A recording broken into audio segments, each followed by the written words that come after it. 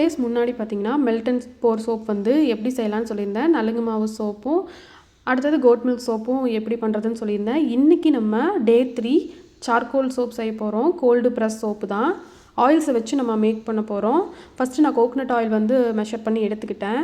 அதுக்கடுத்தது palm oil add பண்ணிக்கிட்டேன். அதுக்கப்புறம் கேஸ்டர் ஆயில். முக்கியமாக இதில் நான் வந்து ஷியா பட்டர் வந்து எடுத்திருக்கேன்.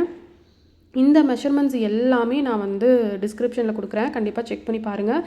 முடிஞ்சால் இந்த சோப்பு வந்து வீட்டில் செஞ்சு பாருங்கள். ரொம்ப உங்களுக்கு யூஸ்ஃபுல்லாக இருக்கும். அப்புறம் அதுக்கு முன்னாடி நம்ம வந்து காஸ்டிக் சோடா வந்து எடுத்துக்கிறோம். அது கூட டிஎம் வாட்டரும் ஆட் பண்ணிக்கிறோம். இதோட மெஷர்மெண்ட் நான் கண்டிப்பாக டிஸ்கிரிப்ஷனில் கொடுப்பேன். செக் பண்ணிக்கோங்க. இதை வந்து நல்லா மிக்ஸ் பண்ணிக்கணும். நீங்கள் காஸ்டிக் சோடா யூஸ் பண்ணி சோப் செஞ்சிங்கன்னா கண்டிப்பாக மாஸ்க்கும் க்ளவுஸும் போட்டிருக்கணும். நான் போடலை, ஆனால் நீங்கள் கண்டிப்பாக போட்டுக்கோங்க.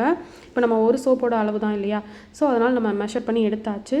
இப்போ இதில் பட்டர்ஸ் ஆயில்ஸ் எல்லாம் போட்டு வச்சுருந்தோம் இல்லையா, இதை வந்து நல்லா மிக்ஸ் பண்ணிக்கணும். ஸ்பூனில் மிக்ஸ் ஆகாது, பட்டர் போட்டிருக்கனால.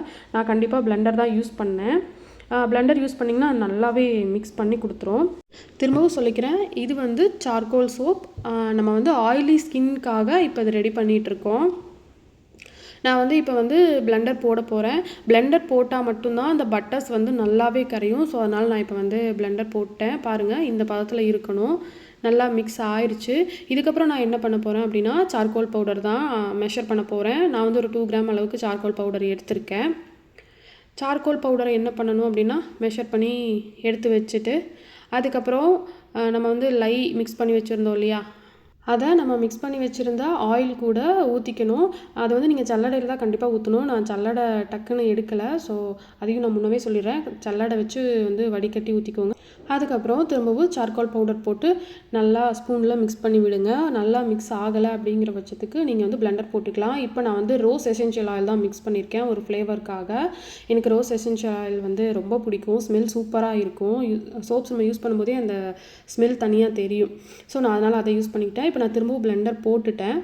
பக்கத்துலேயே நம்ம வந்து என்ன பண்ணணும் அப்படின்னா, மோல்டு வந்து ரெடியாக எடுத்து வச்சுக்கணும். இன்றைக்கி நான் வந்து ஸ்கொயர் ஷேப் மோல்டு தான் எடுத்து வச்சுருந்தேன்.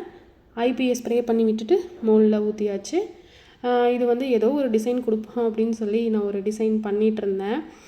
இது பெரிய மோல்டில் ஊற்றிருந்தோம் அப்படின்னா நம்ம அந்த டிசைன்ஸ் கரெக்டாக வரும். இது ஒரு சோப்புக்கு ஏதோ தெரிஞ்ச மாதிரி ஒரு டிசைனை வந்து போட்டு விட்டுட்டு இருந்தேன். இந்த சோப் எப்படி இருக்குது அப்படின்னு சொல்லிட்டு நாளைக்கு நான் உங்களுக்கு காமிக்கிறேன்.